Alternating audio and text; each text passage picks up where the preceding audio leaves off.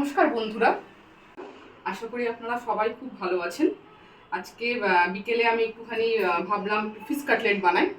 দুপুরে মাছের ঝোল হওয়ার কথা ছিল, তো মাকে বললাম আজকে মাছগুলো রেখে দাও, আজকে বিকেলবেলায় বরং একটুখানি নতুনত্ব একটা আইটেম বানাবো, ফিশ কাটলেট।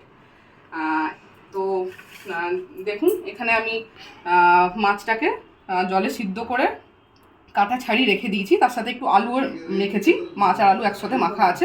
এখানে পেঁয়াজ, একটা মিডিয়াম সাইজের পেঁয়াজ নিয়েছি, 2-3 কুচি রসুন আর একটু পরিমাণ আদা একসাথে পেস্ট করে রাখা আছে। আর এখানে 2টো ডিমকে আমি আর একটু গোলমরিচ একসাথে ফেটিয়ে রেখে দিয়েছি। আর এখানে আমি কিছু মশলা নিয়েছি, সেগুলো হচ্ছে হলুদ, একটু পরিমাণ চিনি, গোলমরিচ, গরম মশলা, সাদা নুন আর হলুদ। আর এখানে রয়েছে বিস্কুটের গুঁড়ো নিয়েছি, আপনারা চাইলে ব্রেড ক্রাম্সও ইউজ করতে পারেন, তো আমি এখানে বিস্কুটের গুঁড়ো দিয়েই করছি। তো চলুন দেখা যাক, শুরু করি কেমন হয় ফিশ কাটলেট। তো প্রথমে আমি এখানে পেস্ট অল্প 2 চামচের মতন আমি পেঁয়াজ বাটা দিলাম, তার সাথে এই আলু আর মাছের যে মাখাটা রেখেছিলাম সেটা দিয়ে দিলাম। এই ফিশ কাটলেটের এই আইটেমটা আমার মা আবার খেতে খুব পছন্দ করে, তো ভাবলাম শুনুন আজকে একটুখানি মায়ের পছন্দেরই একটা আইটেম করা যাক।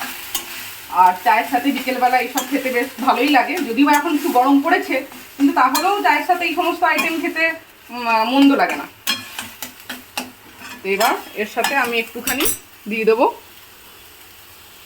অল্প পরিমাণ একটুখানি হলুদ, খুব সামান্য আন্দাজ মতন লবণ, একটুখানি গরম মশলা আর গোলমরিচ গুঁড়ো। আপনারা কাঁচা লঙ্কা বা শুকনো লঙ্কা ব্যবহার করতে পারেন, কিন্তু যেহেতু ঝালটা আমাদের ঠিক সেরকম সহ্য হয় না, তাই আমরা ঝালটা একটু অ্যাভয়েডই করে চলি।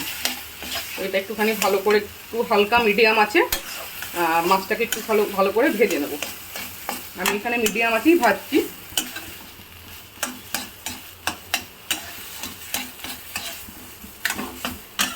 ভালো করে যাতে মশলার গন্ধগুলো যাতে না আসে সেরকম মাছটাকে ভেজে নিতে হবে।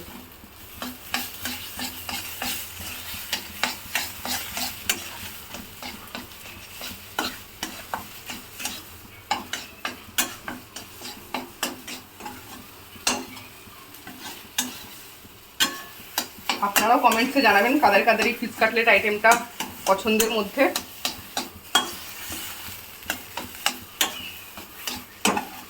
ভালো করে মাছটা ভাজা হয়ে গেলে তখন আমরা নামিয়ে নেবো কড়াইটা।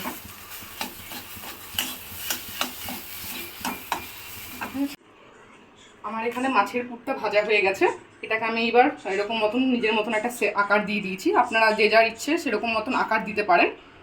এবার আমি কিছু পরিমাণ তেল কড়াইতে গরম করতে আগে দিয়ে দেবো, তো সেটাই আগে কড়াইতে।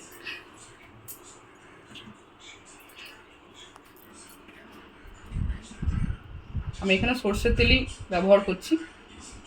কিছু পরিমাণ তেল আমি এখানে কড়াইতে গরম করতে দিলাম, এটা তাকে গরম হোক, জোর আঁচিয়ে দিলাম। এবার এখানে আমি যে ডিমটা ফেটিয়ে রেখেছিলাম সেটার মধ্যে এক এক করে আমি এই মাছের পেস্টটাকে ডুবিয়ে এখানে যে পাউরুটির টুকরো রেখেছিলাম সেটার মধ্যে পিঠ ও পিঠ ভালো করে মাখিয়ে নেব। আরেকবার এটাকে ডিমের মধ্যে ভালো করে ডুবিয়ে সেকেন্ড টাইম আরেকবার কোটিং করে নেবো, তাহলে জিনিসটা বেশ পুরু হবে এবং খেতেও ভালো লাগবে। এরকমভাবে আমরা প্রত্যেকটি মাছের সব ফিশ কাটলেটের এই যে পেস্টটা সেটাকে করে নেবো।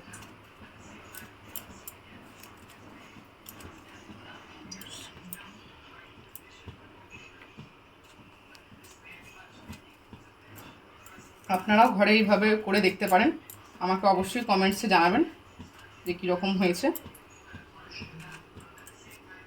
আশা করি আপনাদের ভালো লাগবে।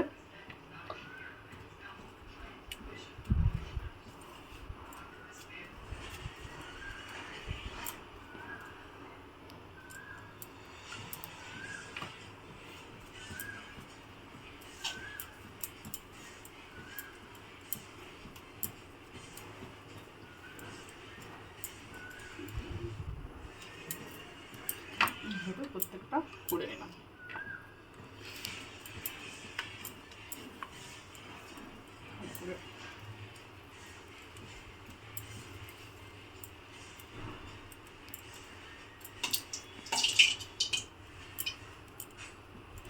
এদিকে তো আমরা তেলটাকে গরম হতে দিয়ে দিয়েছি, কিন্তু যখন আমরা মাছগুলোকে ফিশ কাটলেটগুলোকে ভাজবো তখন আমরা একটুখানি মিডিয়াম আঁচেই ভাজবো, নাহলে উপরটা আমাদের ঠিকঠাক ভাজা হয়ে যাবে কিন্তু ভেতরে মাছটা কাঁচাই থেকে যাবে। তাই আমাদের একটুখানি এটা দেখে নিতে হবে যে তেলটা গরম হয়েছে কিনা। তেলটা যদি গরম হয়ে গিয়ে থাকে তাহলে আমরা সেটা মিডিয়াম আঁচে আস্তে আস্তে করে এক একটা করে ফিশ কাটলেট ভেজে নেব।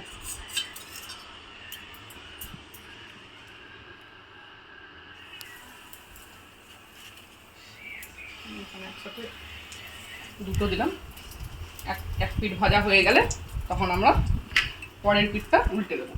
চলুন দেখা যাক কেমন হয়।